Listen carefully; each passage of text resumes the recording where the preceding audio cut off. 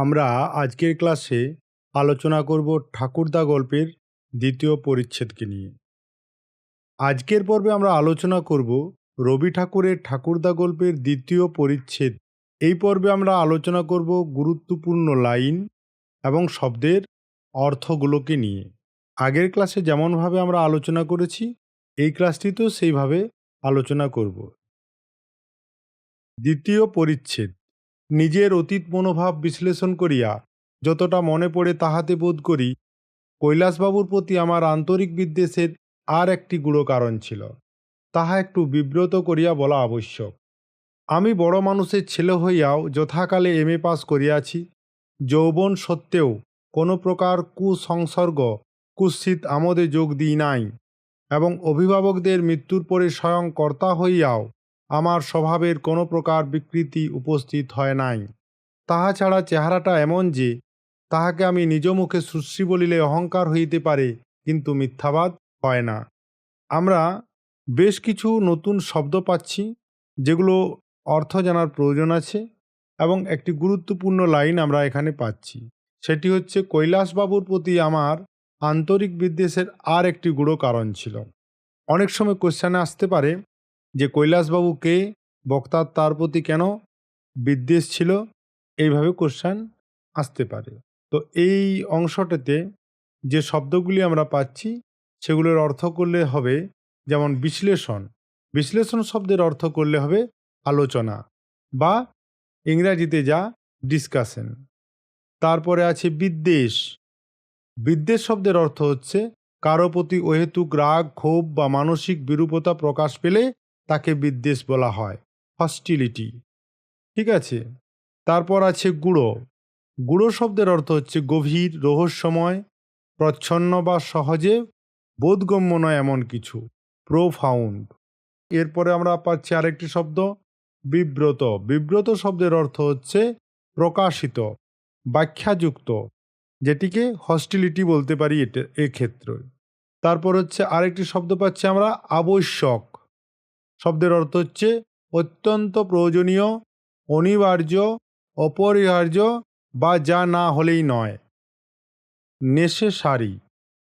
এরপর হচ্ছে কুসংসর্গ। কুসংসর্গ শব্দের অর্থ হচ্ছে মন্দ লোকের সঙ্গ বা খারাপ সংস্পর্শ, ব্যাড কোম্পানি। কুৎসিত আমোদ। কুৎসিত আমোদ মানে হচ্ছে খারাপ আচরণ, অরুচিকর, অশোভন, নিকৃষ্ট। ভালগার প্লেজার বা পারভার্স অ্যাসামনেট। এরপর আরেকটি শব্দ পাচ্ছি আমরা বিকৃতি।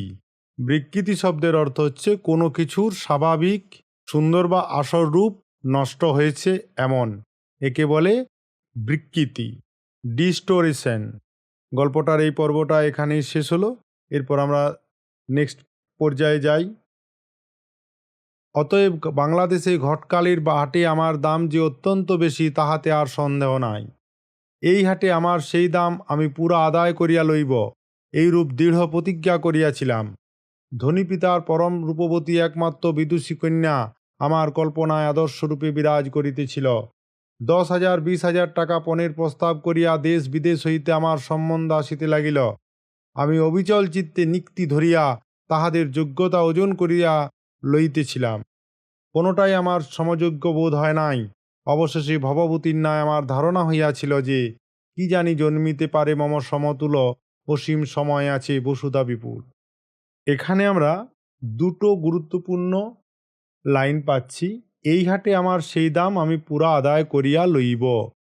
এই হাটে সেই দাম আমি পুরা আদায় করিয়া লইব, এটা একটা অংশ লাইন বটে গুরুত্বপূর্ণ। একই সাথে তাহাদের যোগ্যতা ওজন করিয়া লইতেছিলাম, এটি একটি গুরুত্বপূর্ণ লাইন। এখন এই অংশটিতে আমরা বেশ কিছু শব্দ পেলাম। সেই শব্দগুলো হচ্ছে, যেমন প্রথম একটি শব্দ দৃঢ় প্রতিজ্ঞা। দৃঢ় প্রতিজ্ঞা শব্দের অর্থ হচ্ছে অটল সংকল্প, অনড় প্রতিজ্ঞা, যেটা সহজে ভঙ্গ হয় না বা পরিবর্তন করা যায় না, স্ট্রং ডিটারমিনেশন। আরেকটি শব্দ হচ্ছে বিদুষী। বিদুষী শব্দের অর্থ হচ্ছে জ্ঞানী, বিদ্যাশালী, শিক্ষিতা, বুদ্ধিমতী নারী, ইন্টেলেকচুয়াল ওমেন। এরপর আছে অবিচল চিত্তে। অবিচল চিত্তে মানে অবিচল চিত্ত, এই শব্দের অর্থ হচ্ছে চিত্ত বা মন যেখানে কোনো কিছুতেই বিচলিত হয় না। বলা ভালো আত্মসংযম, উইথ কম্পোজড মাইন্ড। এরপর আসে একটি গুরুত্বপূর্ণ শব্দ নিক্তি। নিক্তি শব্দের অর্থ হচ্ছে ওজন করার যন্ত্র, ওয়েটিং স্কেল। এরপর হচ্ছে সমযোগ্য। সমযোগ্য শব্দের অর্থ হচ্ছে যার যোগ্যতা সমান, of equal ability or status. Bhavabhuti, Bhavabhuti হচ্ছে একজন প্রখ্যাত সংস্কৃত কবি ও নাট্যকার। এখানে কেন ভবভূতি কথাটি বলা হয়েছে? কারণ ভবভূতি যেহেতু বিখ্যাত ছিল, তাহলে ভবভূতির মতোই কেউ হয়তো যোগ্য জন্মিতে পারে, কারণ এই পৃথিবী বিপুল বা বিশাল। এরপর আমরা গল্পটির নেক্সট পর্যায়ে যাই। কিন্তু বর্তমানকালে এবং ক্ষুদ্র বঙ্গদেশে সেই অসম্ভব দুর্লভ পদার্থ জন্মিয়াছে কিনা সন্দেহ। কন্যাদায়গ্রস্তগণ প্রতিনিয়ত নানা ছন্দে আমার স্তবস্তুতি এবং বিবিধ প্রচারে আমার পূজা করিতে লাগিল। কন্যা পছন্দ হউক না হউক, এই পূজা আমার মন্দ লাগিত না। ভালো ছেলে বলিয়া কন্যার পিতৃগণের এই পূজা আমার উচিত প্রাপ্য বলিয়া স্থির করিয়াছিলাম। শাস্ত্রে পড়া যায়, দেবতা বর দিন আর না দিন যথাবিধি পূজা না পাইলে বিষম ক্রুদ্ধ হইয়া ওঠেন। নিয়মিত পূজা পাইয়া আমারও মনে সেইরূপ অতুচ্ছ দেবভাব জন্মিয়াছিল। পূর্বেই বলিয়াছিলাম, ঠাকুরদা মহাশয়ের একটি পত্রী ছিল, তাহাকে অনেকবার দেখিয়াছি, কিন্তু কখনো রূপবতী বলিয়া ভ্রম হয় নাই। সুতরাং তাহাকে বিবাহ করিবার কল্পনাও আমার মনে উদিত হয় নাই। কিন্তু ইহা ঠিক করিয়া রাখিয়াছিলাম যে কৈলাসবাবু লোকমারফত অথবা স্বয়ং পুত্রীটিকে অর্ঘ্য দিবার মানসে আমার পূজার বোধন করিতে আসিবেন, কারণ আমি ভালো ছেলে। কিন্তু তিনি তাহা করিলেন না। শুনিতে পাইলাম আমার কোনো বন্ধুকে তিনি বলিয়াছেন, নয়নজোড়ের বাবুরা কখনো কোনো বিষয়ে অগ্রসর হইয়া কাহারও নিকটে প্রার্থনা করে নাই। কন্যা যদি চিরকুমারী হইয়া থাকে, তথাপি সে কুলপ্রথা বন্ধ করিতে পারেন না। এখানটা থেকে আমরা গল্পটার বেশ কিছু গুরুত্বপূর্ণ লাইন পাচ্ছি। যেমন একটি লাইন হচ্ছে, কন্যাদায়গ্রস্তগণ প্রতিনিয়ত নানা ছন্দে আমার স্তবস্তুতি এবং বিধি প্রচারে আমার পূজা করিতে লাগিল। বিবিধ প্রচারে। দ্বিতীয় লাইন হচ্ছে, দেবতা বর দিন আর না দিন যথাবিধি পূজা না পাইলে বিষম ক্রুদ্ধ হইয়া ওঠেন। তৃতীয় লাইন হচ্ছে, নিয়মিত পূজা পাইয়া আমারও মনে সেরূপ অতুচ্ছ দেবভাব জন্মিয়াছিল। চতুর্থ লাইন হচ্ছে, তাহাকে বিবাহ করিবার কল্পনাও আমার মনে উদিত হয় নাই। পঞ্চম গুরুত্বপূর্ণ লাইন হচ্ছে, কন্যা যদি চিরকুমারী হইয়া থাকে, তথাপি সে কুলপ্রথা বন্ধ করিতে পারেন না। তাহলে গল্পটার এই অংশ থেকে আমরা বেশ কিছু শব্দ পাচ্ছি। যেমন কন্যাদায়গ্রস্তগণ।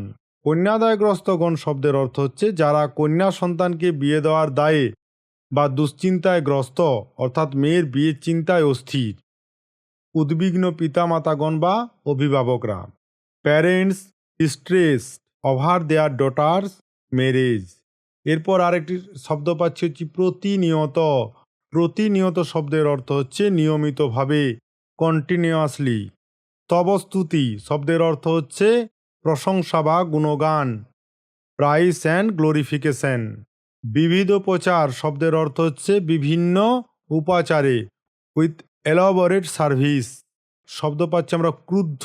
ক্রুদ্ধ শব্দের অর্থ হচ্ছে কোনো কারণে রেগে যায় বা ক্রোধ প্রকাশ করে এমন মানসিক অবস্থা, ফুরিয়াস। অতুচ্চ। অতুচ্চ শব্দের অর্থ হচ্ছে খুবই উঁচু, খুবই উঁচু, সাবলাইম। পৌত্রী। পৌত্রী শব্দের অর্থ হচ্ছে নাতনি, গ্র্যান্ডডটার। ভ্রম। ভ্রম শব্দের অর্থ হচ্ছে ভুল ধারণা, মিসকনসেপশন। অর্ঘ্য। অর্ঘ্য শব্দের অর্থ হচ্ছে পূজার সময় উপাস্য দেবতা বা গুরুকে নিবেদিত মূল্যবান উপহার, রিচুয়াল অফারিং। মানসে শব্দের অর্থ হচ্ছে মনে বা চিত্তে বা মনের ভিতরে, ইন দ্য মাইন্ড। মানসে, ইন দ্য মাইন্ড। বোধন। বোধন শব্দের অর্থ হচ্ছে শুরু করা বা উদ্বোধন করা, ইনোভেশন। এরপর তথাপি। তথাপি শব্দের অর্থ হচ্ছে তবুও, যদি বা। তথাপি, তথ্য থাকার পরও, স্টিল। এরপর আমরা গল্পটির নেক্সট পর্যায়ে যাব। যেমন বজ্রের সঙ্গে বিদ্যুৎ থাকে, তেমনি আমার চরিত্রের সঙ্গে সঙ্গে একটা কৌতুকপ্রিয়তা জড়িত ছিল। বৃদ্ধকে শুধুমাত্র নিপীড়ন করা আমার দ্বারা সম্ভব হইত না, কিন্তু একদিন হঠাৎ এমন একটা কৌতুকবাহ প্ল্যান মাথায় উদয় হইল যে সেটা কাজে খাটাইবার প্রলোভন সংবরণ করিতে পারিলাম না।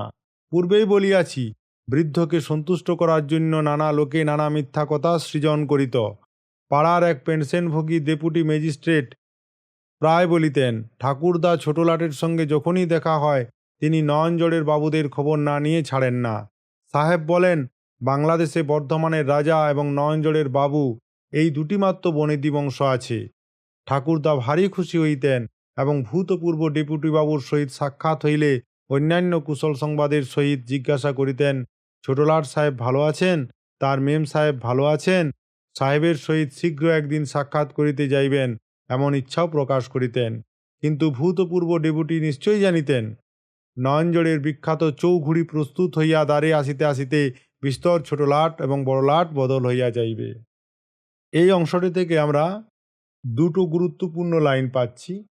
যেমন বজ্রের সঙ্গে বিদ্যুৎ থাকে, তেমনি আমার চরিত্রের সঙ্গে সঙ্গে একটা কৌতুকপ্রিয়তা জড়িত ছিল। একদম প্রথম লাইন এবং শেষ লাইন, নয়নজোড়ের বিখ্যাত চৌঘুড়ি প্রস্তুত হইয়া দ্বারে আসিতে আসিতে বিস্তর ছোটলাট ও বড়লাট বদল হইয়া যাইবে।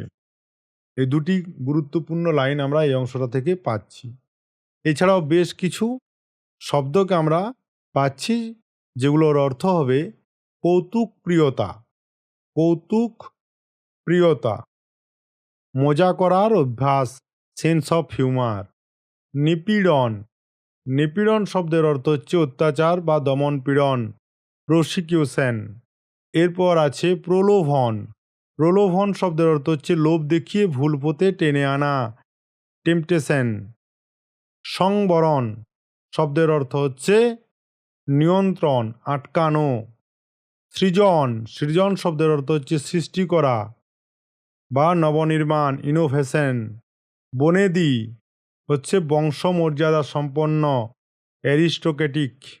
এরপর হচ্ছে ভূতপূর্ব, যিনি বা যা আগে ছিলেন বা ছিল, ফরমার।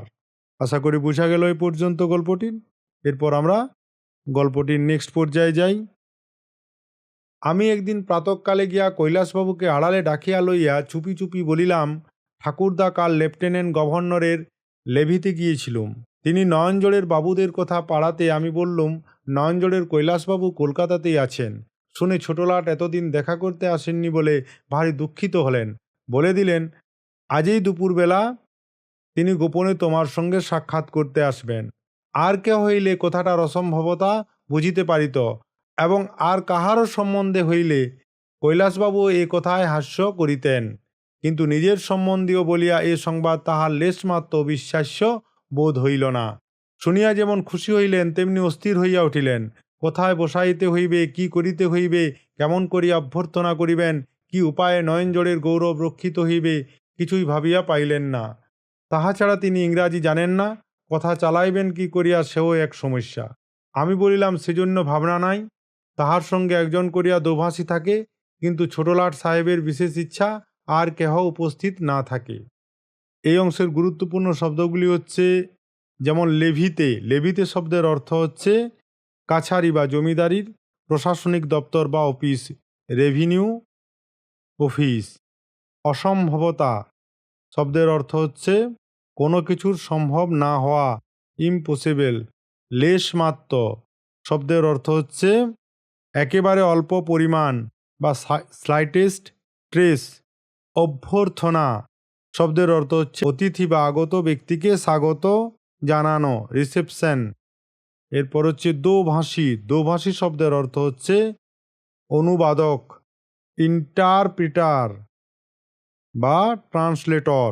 ইন্টারপ্রেটর শব্দের অর্থ হচ্ছে যে সরাসরি মৌখিক ভাষাকে অনুবাদ করে, আর ট্রান্সলেটর শব্দের অর্থ হচ্ছে যে লিখিত ভাষাকে অন্য ভাষায় অনুবাদ করে। দোভাষী শব্দের অর্থ কিন্তু দুটাই, ইন্টারপ্রেটর বা ট্রান্সলেটর, এই দুটোই হবে। এখানে সেরকম কোনো গুরুত্বপূর্ণ লাইন নেই, তাই চলো গল্পটির নেক্সট পর্যায়ে যাই। মধ্যাহ্নে পাড়ার অধিকাংশ লোক যখন আফিসে গিয়াছে এবং অবশিষ্ট অংশ দ্বার রুদ্ধ করিয়া নিদ্রামগ্ন, তখন কৈলাসবাবুর বাসার সম্মুখে এক জুড়ি আসিয়া দাঁড়াইল। তকমা পরা চাপরাশি তাহাকে খবর দিল, ছোটলাট সাহেব আয়া। ঠাকুরদা প্রাচীনকাল প্রচলিত শুভ্র জামাজোড়া এবং পাগড়ি পরিয়া প্রস্তুত হইয়াছিলেন। তাহার পুরাতন ভৃত্য গণেশটিকেও তাহার নিজের ধুতি চাদর জামা পরাইয়া ঠিকঠাক করিয়া রাখিয়াছিলেন। ছোটলাটের আগমন সংবাদ শুনিয়া হাঁপাইতে হাঁপাইতে কাঁপিতে কাঁপিতে ছুটিয়া দ্বারে গিয়া উপস্থিত হইলেন এবং সন্নত দেহে বারংবার সেলাম করিতে করিতে ইংরেজ বেশধারী আমার এক প্রিয় বহিষ্যকে ঘরে লইয়া গেলেন। সেখানে চৌকির উপর তাহার একমাত্র বহুমূল্য শালটি পাতিয়া রাখিয়াছিলেন। তাহারই উপর কৃত্রিম ছোটলাটকে বসাইয়া ঊর্ধ্বমশা এক অতি বিনীত সুদীর্ঘ বক্তৃতা পাঠ করিলেন এবং নজরের স্বরূপ স্বর্ণরেখাবিতে তাহাদের বহু কষ্টে রক্ষিত কুলক্রমাগত এক আশরফির মালা ধরিলেন। প্রাচীন ভৃত্য গণেশ গোলাপ পাশ এবং আতরদান লইয়া উপস্থিত ছিল। এই অংশটি থেকে বেশ কতকগুলো গুরুত্বপূর্ণ শব্দ পাচ্ছি, যেমন মধ্যাহ্নে। মধ্যাহ্নে শব্দের অর্থ হচ্ছে দুপুরবেলা। অবশিষ্ট শব্দের অর্থ হচ্ছে বাদ বাকি। জুড়ি, জুড়ি শব্দের অর্থ হচ্ছে দুই ঘোড়ার গাড়ি। তকমা পরা শব্দের অর্থ হচ্ছে খেতাব বা লেবেল। এরপর আছে সন্নত দেহে। সন্নত দেহে শব্দের অর্থ হচ্ছে নত দেহে। নত দেহে উইথ হাম্বেল পশ্চার। তারপর হচ্ছে অতি বিনীত শব্দের অর্থ হচ্ছে খুবই ভদ্র, এক্সট্রিমলি পোলাইট। বহু কষ্টে রক্ষিত, যা অনেক কষ্টে রক্ষা করা হয়েছে। আশরফি, আশরফি শব্দের অর্থ হচ্ছে সোনার মুদ্রা, গোল্ড কয়েন। এইগুলো হলো এই অংশটার গুরুত্বপূর্ণ শব্দ। এই অংশটাতেও বিশেষ কোনো গুরুত্বপূর্ণ লাইন নেই। তাহলে আমরা গল্পটির পরবর্তী পর্যায়ে যাব। কৈলাসবাবু বারংবার আক্ষেপ করিতে লাগিলেন যে তাহাদের নয়নজড়ের বাড়িতে হুজুর বাহাদুরের পদধূলি পড়িলে তাহাদের যথাসাধ্য যথোচিত আতিথ্যের আয়োজন করিতে পারিতেন। কলিকাতায় তিনি প্রবাসী, এখানে তিনি জলহীন মিনের ন্যায় সর্ববিষয়েই অক্ষম ইত্যাদি। আমার বন্ধু দীর্ঘ হ্যাট সমেত অত্যন্ত গম্ভীরভাবে মাথা নাড়িতে লাগিলেন। ইংরেজি কায়দা অনুসারে এরূপ স্থলে মাথায় টুপি না থাকিবার কথা, কিন্তু আমার বন্ধু ধরা পড়িবার ভয়ে যথাসম্ভব আচ্ছন্ন থাকিবার চেষ্টায় টুপি খোলেন নাই। কৈলাসবাবু এবং তাহার গর্বান্ধ প্রাচীন ভৃত্যটি ছাড়া আর সকলেই মুহূর্তের মধ্যে বাঙালির এই ছদ্মবেশ ধরিতে পারিত। 10 মিনিট কাল ঘাড় নাড়িয়া আমার বন্ধু গাত্রোত্থান করিলেন এবং পূর্ব শিক্ষা মতো চাপরাশিগণ সোনার রেখাবিশুদ্ধ আশরফির মালা, চৌকি হইতে সেই শাল এবং ভৃত্যের হাত হইতে গোলাপ পাশ এবং আতরদান সংগ্রহ করিয়া ছদ্মবেশীর গাড়িতে তুলিয়া দিল। কৈলাসবাবু বুঝিলেন ইহাই ছোটলাটের প্রথা। আমি গোপনে এক পাশের ঘরে লুকাইয়া দেখিতেছিলাম এবং রুদ্ধ হাস্যবেগে আমার পাঞ্জর বিদীর্ণ হইবার উপক্রম হইতেছিল। এখানে কতকগুলো শব্দ আমরা পাচ্ছি, যেমন আক্ষেপ। আক্ষেপ শব্দের অর্থ হচ্ছে দুঃখ মিশ্রিত অনুশোচনা, রেমোর্স। যথাসাধ্য, যথাসাধ্যের অর্থ হচ্ছে যতটুকু সম্ভব বা সামর্থ্য অনুযায়ী যতটা করা যায়, অ্যাজ ফার অ্যাজ পসিবল। এরপর হচ্ছে আতিথ্যের শব্দের অর্থ হচ্ছে অতিথের প্রতি সৌজন্য বা সেবা বা সম্মান প্রদর্শন, অফ হসপিটালিটি। প্রবাসী, প্রবাসী শব্দের অর্থ হচ্ছে যে ব্যক্তি নিজের জন্মভূমি বা বাসস্থান ছেড়ে অন্য কোনো স্থানে বসবাস করে, নন রেসিডেন্ট। মিনের, মিন শব্দের অর্থ হচ্ছে মাছ। আচ্ছন্ন শব্দের অর্থ হচ্ছে ঢাকা যাওয়া। গর্বান্ধ শব্দের অর্থ হচ্ছে গর্ব বা অহংকারে অন্ধ হয়ে যাওয়া, ইগো ব্লাইন্ডেড। গ্রাত্যোত্থান শব্দের অর্থ হচ্ছে দেহ বা শরীর নিয়ে উঠে দাঁড়ানো, গেটিং আপ। পূর্ব শিক্ষা শব্দের অর্থ হচ্ছে পূর্বে প্রাপ্ত শিক্ষা, পিরিয়র এডুকেশন। রুদ্ধ হাস্যবেগ শব্দের অর্থ হচ্ছে চাপা হাসি, উইথ সাফরেস্ট লাফটার। উপক্রম শব্দের অর্থ হচ্ছে কোনো কাজ বা কার্যক্রম শুরু করার প্রক্রিয়া বা উদ্যোগ, ইন্ট্রোডাকশন। এই শব্দগুলোর অর্থ আমরা জানলাম। এটাতেও বিশেষ কোনো গুরুত্বপূর্ণ লাইন নেই। এরপর আমরা গল্পটির পরবর্তী পর্যায়ে যাই। অবশেষে কিছুতে আর থাকিতে না পারিয়া ছুটিয়া কিঞ্চিৎ দূরবর্তী এক ঘরের মধ্যে গিয়া প্রবেশ করিলাম এবং সেখানে হাসির উচ্ছ্বাস উন্মুক্ত করিয়া দিয়া হঠাৎ দেখি একটি বালিকা তক্তপোষের উপর উপুড় হইয়া পড়িয়া ফুলিয়া ফুলিয়া কাঁদিতেছে। আমাকে হঠাৎ ঘরে প্রবেশ করিয়া হাসিতে দেখিয়া সে তৎক্ষণাৎ তক্তা ছাড়িয়া দাঁড়াইল এবং অশ্রুরুদ্ধ কণ্ঠে রোষের গর্জন আনিয়া আমার মুখের উপর সজল বিপুল কৃষ্ণচক্ষের সুতীক্ষ্ণ বিদ্যুৎ বর্ষণ করিয়া কহিল, আমার দাদামশাই তোমাদের কি করেছেন? কেন তোমরা তাকে ঠকাতে এসেছ? কেন এসেছ তোমরা? অবশেষে আর কোনো কথা জুটিল না। বাকরুদ্ধ হইয়া মুখে কাপড় দিয়া কাঁদিয়া উঠিল। কোথায় গেল আমার হাস্যবেগ? আমি যে কাজটি করিয়াছি তাহার মধ্যে কৌতুক ছাড়া আর যে কিছু ছিল এতক্ষণ তাহা আমার মাথায় আসে নাই। হঠাৎ দেখিলাম অত্যন্ত কোমল স্থানে অত্যন্ত কঠিন আঘাত করিয়াছি। হঠাৎ আমার কৃতকার্যের বীভৎস নিষ্ঠুরতা আমার সম্মুখে দেদীপ্যমান হইয়া উঠিল।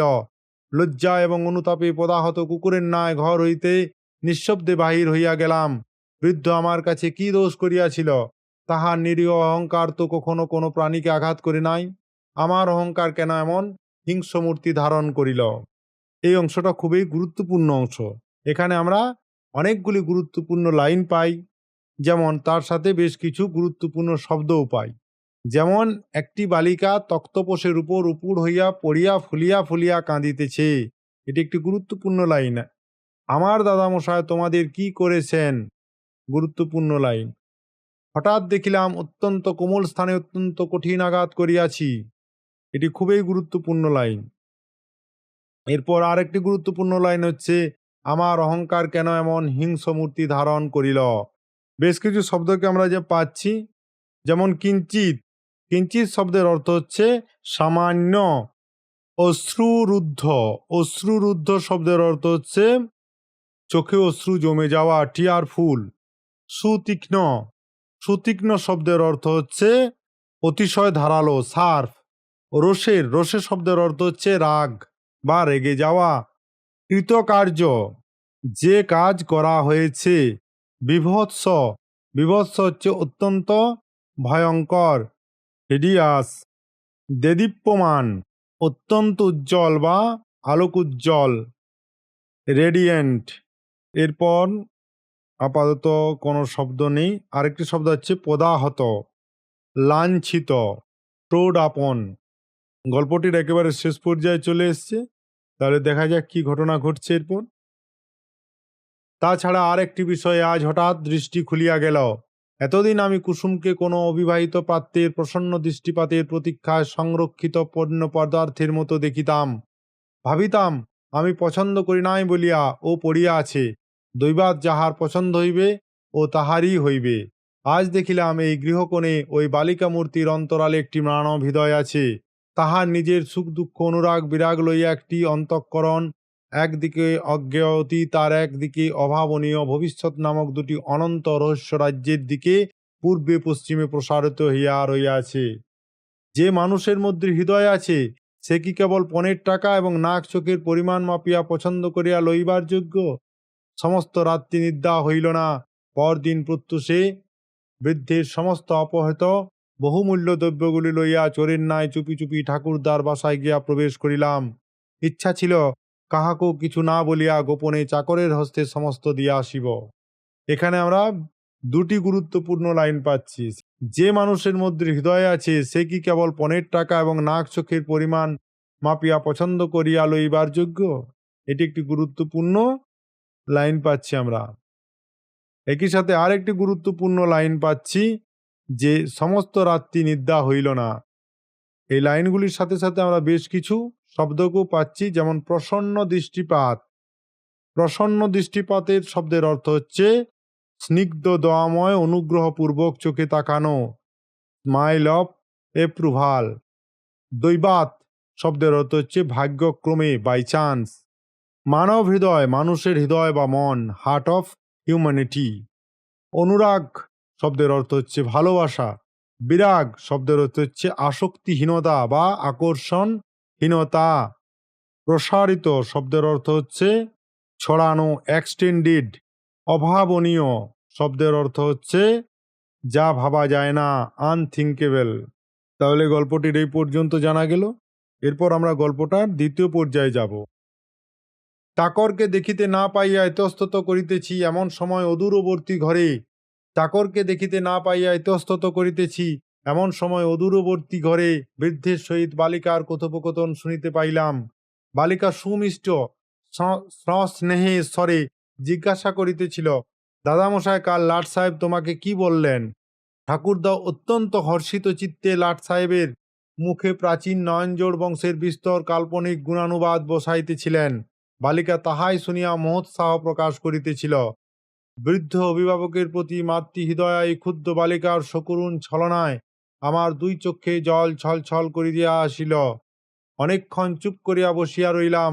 অবশেষে ঠাকুরদা তাহার কাহিনী সমাপন করিয়া চলিয়া আসিলে আমার প্রতারণার বামালগুলি লইয়া বালিকার নিকট উপস্থিত হইলাম এবং নিঃশব্দে তাহার সম্মুখে রাখিয়া চলিয়া আসিলাম।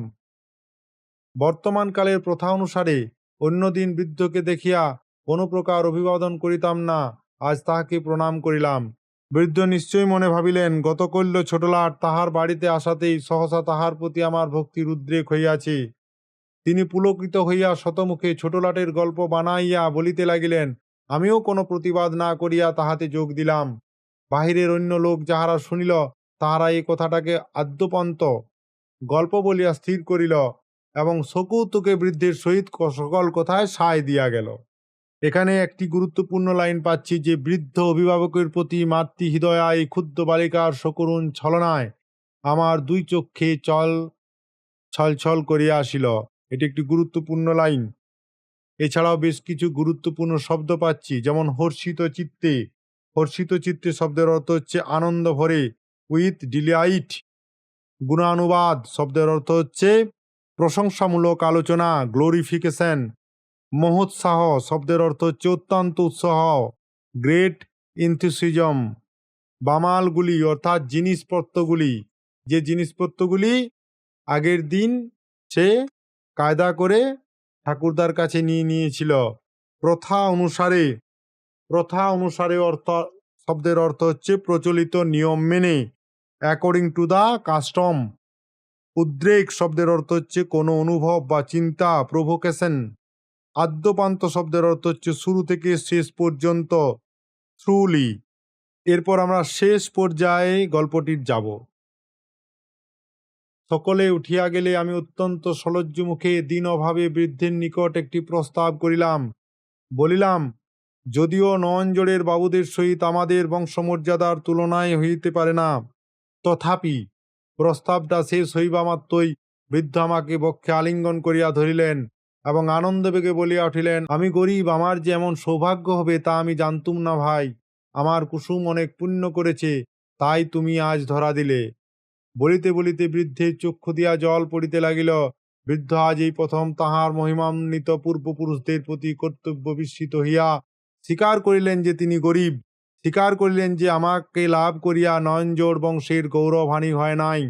আমি যখন বৃদ্ধকে অপদস্থ করিবার জন্য চক্রান্ত করিতেছিলাম, তখন বৃদ্ধ আমাকে পরম সৎপাত্র জানিয়া একান্ত মনে কামনা করিতেছিলেন। খুব গুরুত্বপূর্ণ লাইন। আমি যখন বৃদ্ধকে অপদস্থ করিবার জন্য চক্রান্ত করিতেছিলাম, তখন বৃদ্ধ আমাকে পরম সৎপাত্র জানিয়া একান্ত মনে কামনা করিতেছিল। এটা একটু গুরুত্বপূর্ণ লাইন। এছাড়াও এই অংশের অনেকগুলি গুরুত্বপূর্ণ লাইন আছে, যেমন যদিও নয়নজোড়ের বাবুদের সহিত আমাদের বংশমর্যাদার তুলনাই হইতে পারে না। দ্বিতীয় লাইন, প্রস্তাবটা শেষ হইবা মাত্রই বৃদ্ধ আমাকে বক্ষে আলিঙ্গন করিয়া ধরিলেন। তৃতীয় একটি গুরুত্বপূর্ণ লাইন হচ্ছে, আমি গরিব, আমার যে এমন সৌভাগ্য হবে তা আমি জানতুম না ভাই। আমার কুসুম অনেক পুণ্য করেছে, তাই তুমি আজ ধরা দিলে। এগুলো সবকটাই গুরুত্বপূর্ণ লাইন। এছাড়াও যে কয়েকটা গুরুত্বপূর্ণ শব্দ রয়েছে, যেমন সলজ্জ মুখে। সলজ্জ মুখে শব্দের অর্থ হচ্ছে লজ্জায় মুখ নত করে, উইথ এম্বারেসমেন্ট। তারপরে হচ্ছে মহিমান্বিত শব্দের অর্থ হচ্ছে গৌরবময়, গ্লোরিয়াস। অপদস্থ শব্দের অর্থ হচ্ছে অসম্মানিত বা অপমানিত। এগুলো হচ্ছে এর অর্থ। তাহলে আজকে ক্লাসের আমরা গল্পটার দ্বিতীয় পরিচ্ছেদ আলোচনা করলাম। আশা করি দুটো পর্ব মিলিয়ে তোমাদের গল্পটা বুঝতে সুবিধা হবে। তুমি যদি ক্লাসটার পিডিএফ নিতে চাও, তাহলে আমাদের যে টেলিগ্রামের মিস্টিক্যাল বেঙ্গলি চ্যানেল রয়েছে সেখানে লিখতে পারো, তাহলে আমরা এই ক্লাসটার পিডিএফ তোমাদেরকে পাঠিয়ে দেব। আজকের ক্লাস সেখানেই তাহলে শেষ হচ্ছে। আশা করি পরবর্তী ভিডিও তোমাদের সাথে আবার দেখা হবে।